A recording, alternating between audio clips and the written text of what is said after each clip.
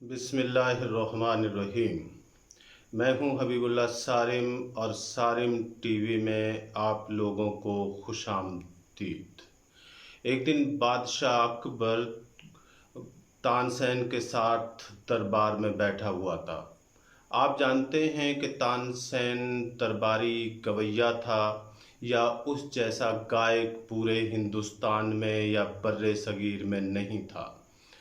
बादशाह ने एक दिन तानसेन से खुश होकर पूछा, क्या आप जैसा कोई और गुलूकार भी इस धरती पे मौजूद है?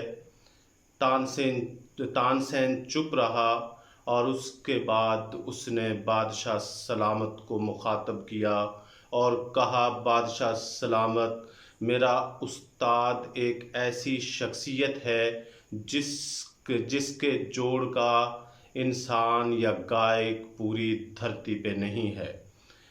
अकबर बादशाह ये सुनकर बड़ा हैरान हुआ और उसने कहा कि क्या उसमें कोई ख़ास बात है? उसने कहा, जी हाँ, उसमें बहुत ही ख़ास बात है। तो अकबर बादशाह ने उससे कहा, तो उसको दरबार में क्यों नहीं बुलाते? तानसेन ने कहा कि वो बुलाने से नहीं आएगा। तो उसने कहा कि आप उसको जितना पैसा देना चाहें दे सकते हैं। तो फिर तानसेन ने कहा, वो पैसों से भी नहीं आएगा। तो अकबर बादशाह ने कहा कि तो फिर मैं उसका गाना कैसे सुन सकता हूँ? इतने बड़े गायक को आप मुझसे महरूम क्यों रखना चाहते हैं? उसकी शर्त क्या है? उसने कहा, बादशाह सलामत, हमें उसके पास जाना होगा। तो बादशाह ने कहा, ठीक है, तो आप उसको इतला कर दीजिए कि हम उनसे मिलना चाहते हैं। उसने कहा कि बादशाह सलामत, इससे भी वो नहीं मानेगा और नहीं आपकी दावत को कबूल करेगा। बादशाह हैरान हुआ और कहा कि फिर उसकी शराइत क्या है? तानसेन ने कहा कि उसकी शर्त कुछ भी नहीं है, बस ये है कि हमें उसका गाना छुप कर सुनना होगा। अकबर बादशाह का तजस्सुस अब उरूज पर था। उसने उससे कहा, ठीक है, तो फिर मैं और आप उसका गाना सुनने चलेंगे, तो आइए अभी चलते हैं। तानसेन ने कहा कि जब रात का पिछला पहर होगा तो हमें उसका गाना चुपके से सुनना होगा।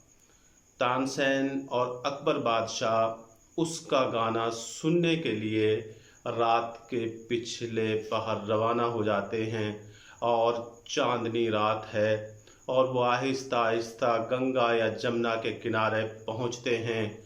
तो क्या देखते हैं कि कुटिया से एक मधुर मौसीकी की आवाज़ आ रही थी, जो उनके कान को, खुसूसन अकबर बादशाह को इतनी अच्छी लगी कि वो सकते के आलम में चला गया।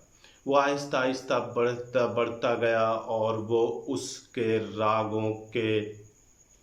रागों के सहर में डूब चुका था।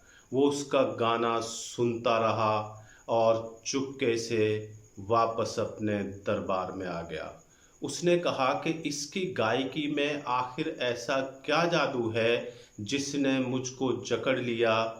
मैं तो समझता था कि तुमसे बेहतर तानसेन इस धरती पे कोई नहीं, और अब समझता हूँ कि तुम्हारे उस्ताद से बेहतर शायद इस धरती पे कोई नहीं। तो इसकी क्या ख़ास बात है?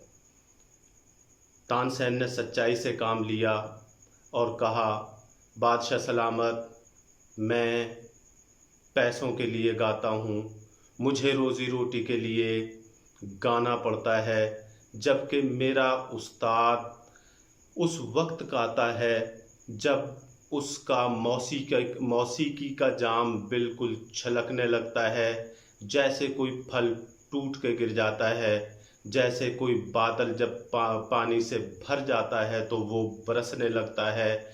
ऐसे ही जब इसके मन में आती है या इसका दिल करता है तो ये गाता है।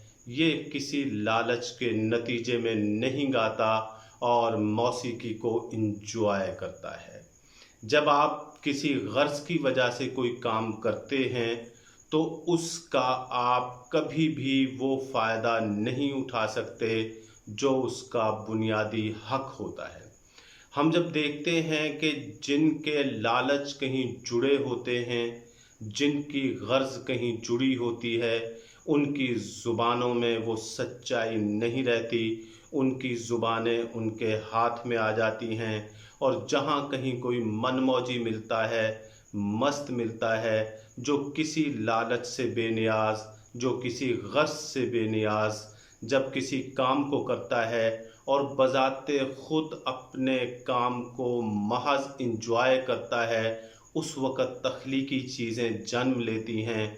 हम और आप जब किसी काम को करते हैं तो उसके पीछे किसी न किसी मफाद को टटोलते हैं, उसमें किसी न किसी फ़ायदे को हम देखते हैं। लेकिन अगर हम काम को महज इंजॉय करें और जो ड्यूटी हमें सौंपी गई है हम उसको इसलिए करें कि ये काम बजाते खुद हमारे लिए पुरमुसर्रत बन जाए, तो फिर उस काम के नताइज देरपा होते हैं। फिर तख्लीकी सलाहियतें खुद ब खुद जन्म लेने लगती हैं। जैसे मैंने मिसाल दी कि फल टूट के गिर जाता है जब वो पकता है, बादल अपने आप को खोल देता है जब उस पे पानी का वज़न पड़ता है। ऐसे ही जब इंसान बेगर्ज हो जाता है, बेनियाज हो जाता है, तो चीज़ें खुद ब खुद तख्लीक होने लगती हैं। आइए हम भी जो काम करें बग़ैर गर्ज के करें, जो कुछ हमारे ज़िम्मे लगा है, चाहे हम मुलाजिम हैं, चाहे हम किसी भी तबक़ाए फ़िक्र से ताल्लुक़ रखते हैं, इवन चाहे हम ज़मींदार हैं, तो हम काम से आनंद उठाएं, काम से लुत्फ़ उठाएं। और जो भी राइटर है, कोई और काम कर रहा है, जब वो काम करे तो महज इंजॉय के लिए करे, उससे इंजॉय करे और हर लालच और गर्ज से पाक हो जाए। तो फिर देखिए उसके नताइज क्या निकलते हैं और तख्लीकी सलाहियतों पर उसका क्या असर पड़ता है। मैं इसी बात के साथ अपनी बात को मुख्तसर करता हूँ। अस्सलाम।